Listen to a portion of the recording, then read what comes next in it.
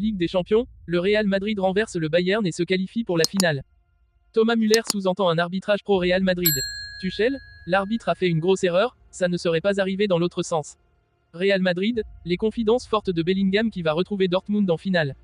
Avant de commencer, si c'est la première fois que tu passes ici, je t'invite donc à t'abonner, c'est gratuit, ça prend 2 secondes et ça fait plaisir. Merci beaucoup à toi. Le Real Madrid, invincible cette saison à domicile, s'est qualifié mercredi face au Bayern de Munich en finale de la Ligue des Champions. Les hommes de Carlo Ancelotti retrouveront le Borussia Dortmund le 1er juin à Wembley pour tenter de décrocher une 15e couronne européenne et améliorer leur record. La Maison Blanche en route vers un nouveau titre européen. Le Real Madrid s'est qualifié mercredi 8 mai pour la finale de la Ligue des Champions aux dépens du Bayern Munich dans son antre du Bernabeu au terme d'une rencontre de haut niveau dont le scénario s'est dénoué dans les derniers instants. Dès les premières minutes, les hommes de Carlo Ancelotti imposent leur maîtrise du milieu de terrain et le Bayern peine à exister. Sur un centre de Carvajal en première intention, Rodrigo est tout près d'ouvrir le score. Première alerte sur le but bavarois, 5e.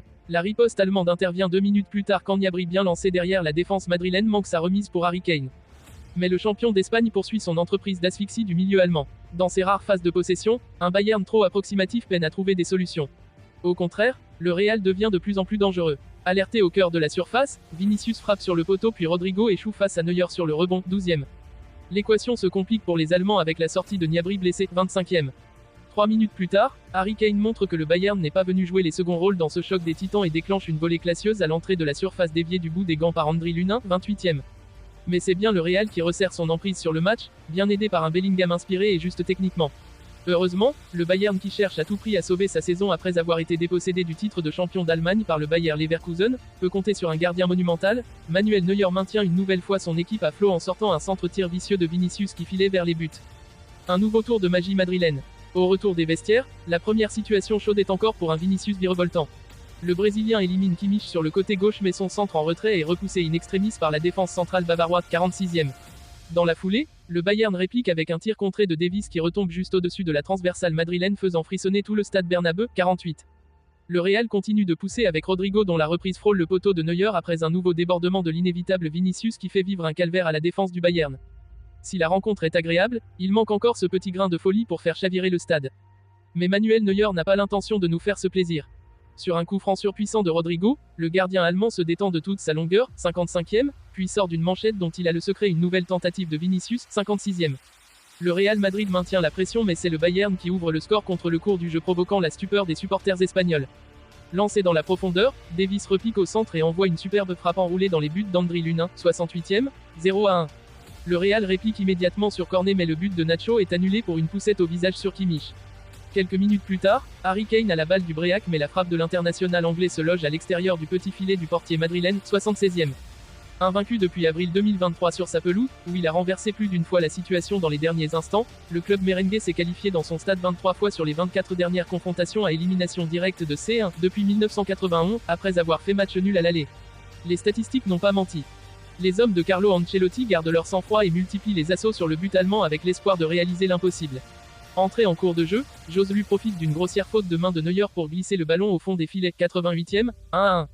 Cruelle ironie pour celui qui a sauvé ses coéquipiers à plusieurs reprises.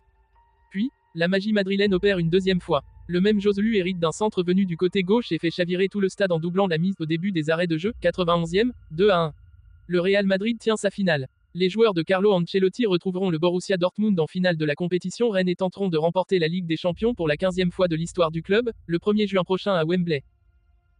C'est l'histoire d'une équipe qui perd, et dont les joueurs critiquent l'arbitrage après le match.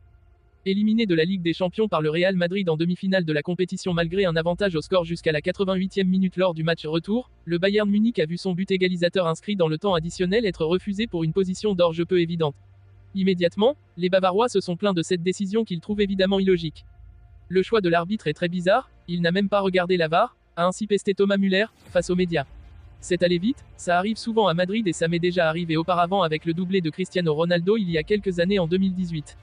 Tous ceux qui ont vu ce match seront incapables de dire ce qu'il s'est passé ce soir, mais il ne faut pas résumer notre défaite à ça. Thomas Tuchel s'est exprimé auprès des médias après le match entre le Real Madrid et le Bayern qui a tourné à l'avantage des merengues dans les dernières minutes. En flash interview, quel est votre sentiment? Triste. Quelle est votre analyse? Eh bien, nous étions en train de bien faire, nous étions en train de les battre, et une erreur individuelle de celui qui était le meilleur joueur du match, Neuer, a remis le Real Madrid dans le match. C'est dommage. Comment expliquez-vous ce qui s'est passé dans les dernières minutes? Comment que les arbitres ont leur effet? En conférence de presse, que pensez-vous de la dernière action?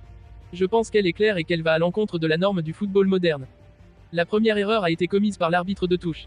Avec Davis, il l'avait déjà fait avant. Il a levé le drapeau. J'ai un drôle de sentiment. Avoir les couilles, le courage, de lever le drapeau dans cette situation est une grosse erreur. L'arbitre a la possibilité de ne pas siffler et il prend la décision de le faire. C'est contraire à toutes les règles. J'en suis désolé, nous l'acceptons, c'est comme ça. Mais cela ne se serait pas produit dans l'autre sens. Comment avez-vous trouvé le match et Neuer en particulier? Nous avons dû réagir aux blessures. Aucun changement n'a été réactif.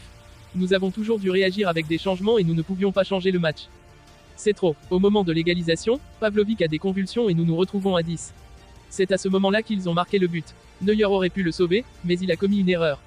Il la commet après un match de classe mondiale. Si quelqu'un ne méritait pas cela, c'est Manuel. Nous savons comment il s'est préparé. Je ne sais pas si nous saurons dans les 50 prochaines années pourquoi c'est arrivé.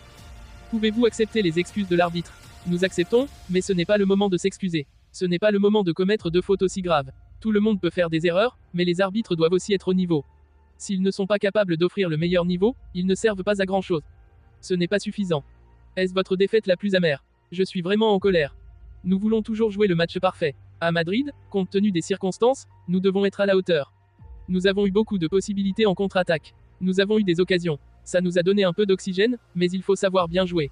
On a failli y arriver, on a tout donné. La défaite la plus amère.